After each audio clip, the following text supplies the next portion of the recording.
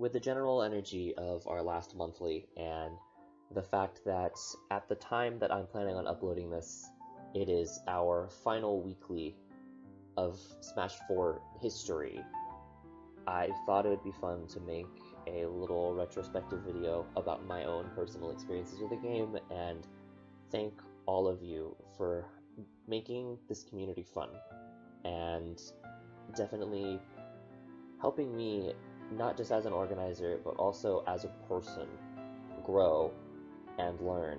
This is like my 4th year playing super seriously, but like I had a year before college of me like trying to learn serious stuff, but not being good enough to yet, and not having a community to grow with, and I think that's the most important thing, is that community is good, and community helps people learn and grow.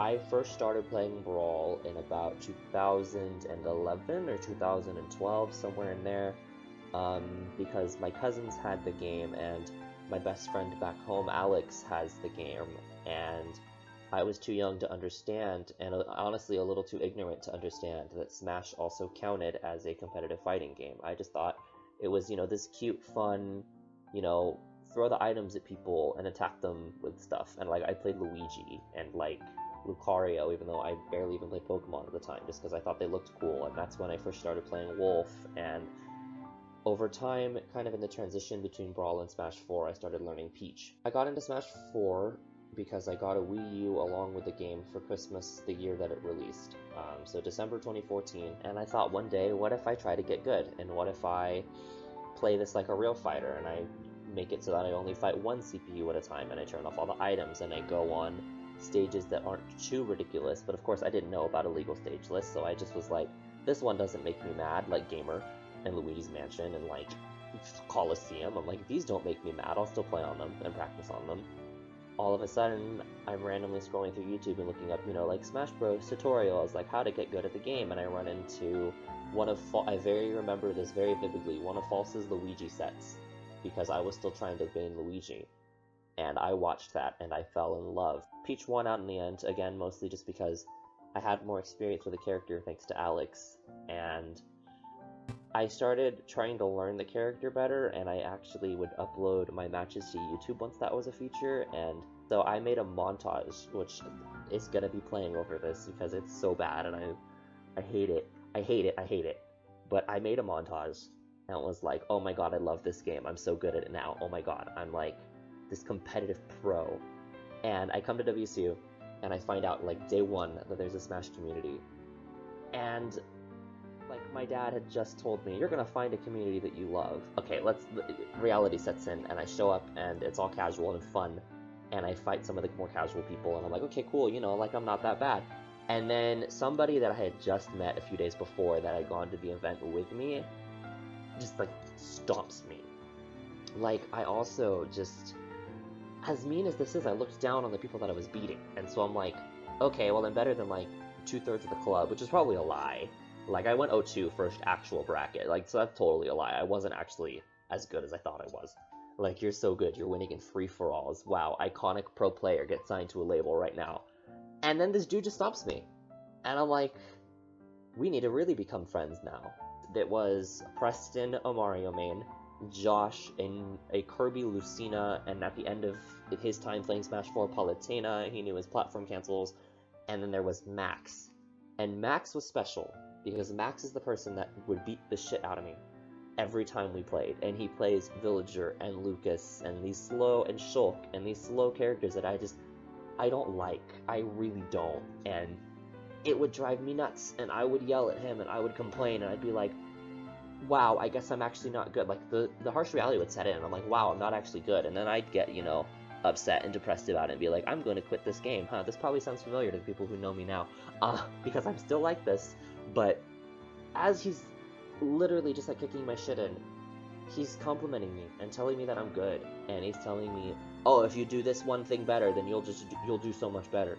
As much as I'm complaining and whining, I'm learning, and all of a sudden I start not going 0-2. The bulk of my improvements came before I switched to Bayo, and that's something I need to clarify. I know that this isn't a Bayo drama video, and I'm not going to get into any of that, but like, I improved because of them before I had switched characters. Switching characters also helps a lot. Yes, I am partially carried, but before the carrying, like, I learned stuff from them. I'm finally hitting a point in the PR that I want to be, where I'm, like, at least top 10, which is what I wanted. I wanted to be on PR. And all of a sudden, the person that I'm fighting every single weekly, and getting frustrated with every single weekly, because playstyle is just do not mix, and I'm the super aggressive, does not think straight, is actually an idiot, versus the patient, calculated, smart, good, is Jared. And it was the most frustrating, but also the most rewarding grind session, because all of a sudden, I start winning. Not all the time, but like, occasionally. So fast forward, after I've already been a Bayo main established for a while, and like, I've been playing her, and I've been learning her, and I've been learning her combos, I end up being so close in PR to Jared, that we have a PR battle. And that is probably the most stressful fight that I have ever had in my entire life, even up to now. I've had other PR battles. This was more stressful than that, and this also was more rewarding than that. Like, win or lose, I would have been happy. Jared also means I have to bring up Haley. Haley was super generous and super selfless, and would, like, drop herself out of tournaments to make sure they ran smoothly. And she didn't have to do that. She totally could have, like, ran and played and participated and got to have fun. But instead, she would sit at a desk and make sure that the stations that were open were getting games called, and would make sure that people were reporting scores correctly. And both of them did this stuff. And both of them ran things so smoothly after the transition period is now. And my new WSU crew, and I'm going to, like, kind of, like, disclaimer now that if I don't mention you, it doesn't mean I don't like you. It just means that, like, I haven't gotten a chance to hang out with you and make memories with you. I think it would be super fun to get to do that with everybody. I just unfortunately have not had the time to. And so my new WSU crew, the people that, like, really resonate with me, and the people that I really, really care for as friends, just because of how much I've gotten to know them, and how much I've really, really on a deeper level gotten to know them, and hang out with them, and spend hours and hours playing this game with them. And of course there was Larson, and Larson isn't here anymore, and like, I knew I was missing somebody. I was like, I didn't just hang out with Travis alone. Okay, there we go, yeah, Travis, Larson, Jules, Colby, and then, you know, Humcat, Peter, DC. Yeah, that makes way more sense. Cool, we're good. But I still remember, like, just, like, meeting you guys. Jared and I were starting an event. Travis walks into the room, and is standing by the door, and just standing there. And so I kind of wonder if he's in the right place, and I go and look at him, and I go, so, are you here for Smash? He goes, oh, yeah, and he walks over and he plays with me, and as soon as I pick my character, he's just like, oh god. And I felt so bad, because one of our very first matches, if not the first match, is Zero Suit Rob, and the first thing that I do is I zero to death him, and I just, like half of me wants to be super excited and be like, oh my god, I just did this super cool thing, but then half of me also wants to just, like, shudder, because, like, I just met this person, and I'm probably instantly making them hate me. Cool to get to play with those people, and then Larson comes into the picture, and, you know, I start hanging out with both of them, and then Jules comes into the picture, and etc, and etc. And then the next meeting that I remember super vividly is Colby comes and visits for a weekly before he becomes a student here, and I go, oh, so you're the person that was messaging the group because you were the one that was visiting? And he goes, yeah, you know, like, that's me, like, yeah.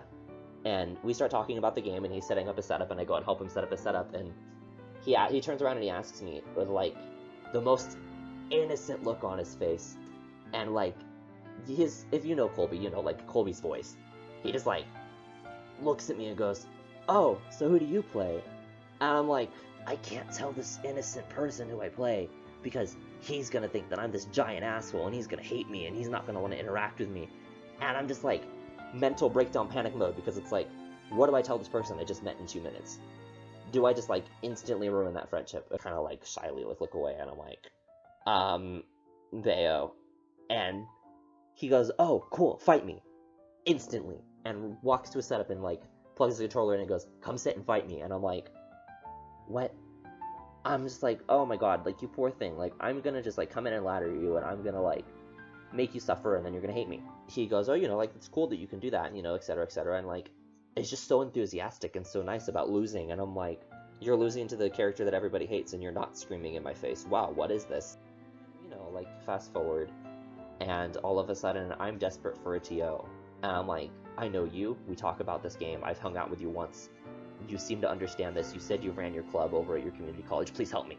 And then there's also, you know, Jules, who runs the Idaho and runs Vandal and is willing to give me input and ideas and things. And then Angelo has also given me ideas and messaged me about like potentially like us all trying to figure out funding. And I've talked about that with Colby too.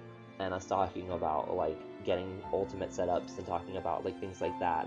And then Travis goes and, you know, without me even asking, moves tables and will help me set up bracket and will call games for me and will call last friendly for me. And it's just, while I'm getting tired of the game, I still feel like it deserves a proper send-off, and I still am so thankful for getting to like meet all of you guys through this game, both the old community that isn't here anymore, new community that I get to talk to now and that I get to see in Ultimate. I'm so thankful that I've gotten to spend all this time with you guys, because Smash has basically just become my second family. The people I've already hung out with, like, thank you for willing to like come to my place and spend time with me.